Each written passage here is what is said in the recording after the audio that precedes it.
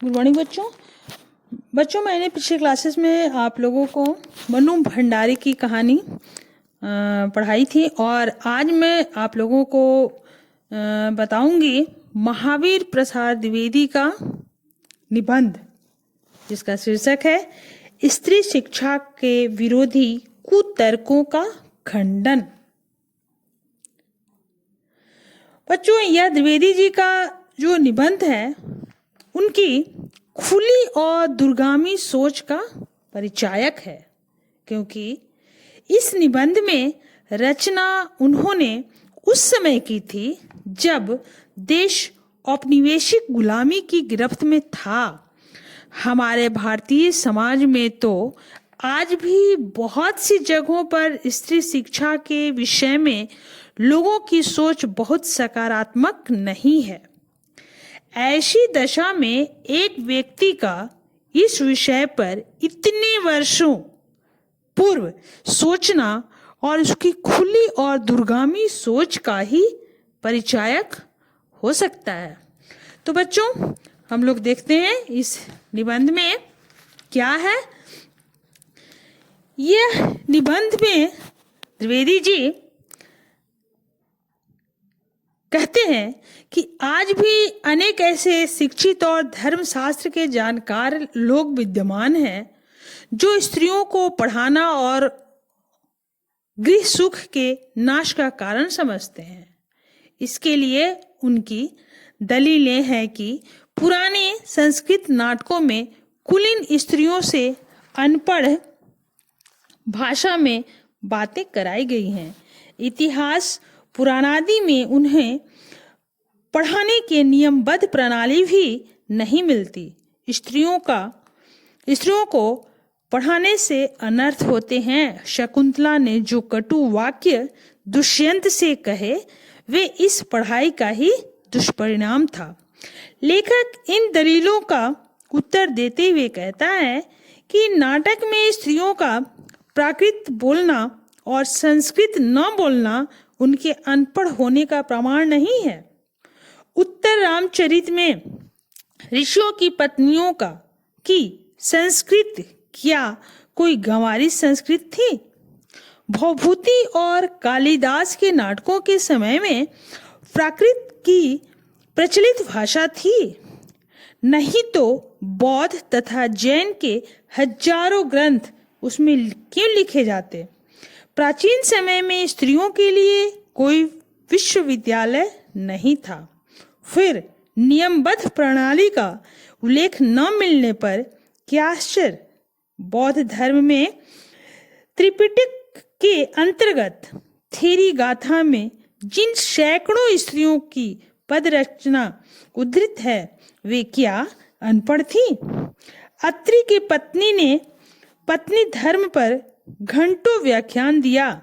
गार्गी ने बड़े बड़े ब्रह्मवादियों को हरा दिया। मंडन मिश्र की पत्नी ने शंकराचार्य के छक्के छुड़ा दिए। ये सारा दुराचार तो स्त्रियों के पढ़ने का ही कुफल है। शिक्षित पुरुष जो स्त्रियों पर हंटर और डंडे फटकारते हैं वह सारा सदाचार पुरुषों की पढ़ाई का सुफल है। यदि पुराने जमाने में एक भी स्त्री पढ़ी लिखी न भी हो तो भी अब तो उसकी आवश्यकता है। हमने सैकड़ों पुरानी प्रणालियों को तोड़ा है तो स्त्रियों को अनपढ़ रखने की इस पुरानी चाल की भी तोड़ दें। स्त्रियों का किया हुआ अनर्थ यदि पढ़ाने का परिणाम है तो पुरुषों का किया हुआ अनर्थ भी उनकी शिक्षा का ही परिणाम समझना चाहिए। हत्या, डाके, चोरियां, घूस, व्यभिचार, ये सब यदि पढ़ने लिखने का ही परिणाम है तो सारे स्कूल, कॉलेज, पाठशालाएं बंद हो जाने चाहिए। शकुंतला ने दुष्यंत को कटु वाक्य कहे। शकुंतला के नाटककार ने ही सीता से रामचंद्र के विषय में कहलवाया कि मैंने तो तुम्हारे सामने ही आग में कूदकर अपनी विशुद्धता सिद्ध कर दी थी, फिर भी मिथ्यावाद सुनकर तुमने मुझे छोड़ दिया। शकुंतला और सीता के कटु वाक्य सर्वथा स्वाभाविक है। न ये पढ़ने लिखने का परिणाम है, न गंवारापन का, न अकुलीनता का। अनर्थ अनपढ़ों और पढ़े लिखे दोनों से होते हैं। स्त्रियों का निरक्षर रखने का उपदेश देना समाज का अपकार और अपराध करना है। समाज की उन्नति में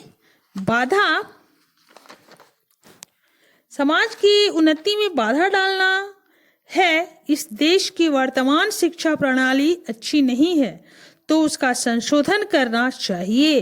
पढ़ने लिखने का दोष नहीं देना चाहिए। आप खुशी से स्त्रियों की शिक्षा की प्रणाली का संशोधन कीजिए, परंतु यह न कहिए कि स्त्री शिक्षा अनर्थकारी है, गृह सुख का नाश करने वाली है।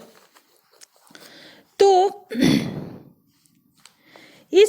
यह जो हमारा निबंध का शीर्षक है, स्त्री शिक्षा के विरोधी कुतर्कों का खंडन।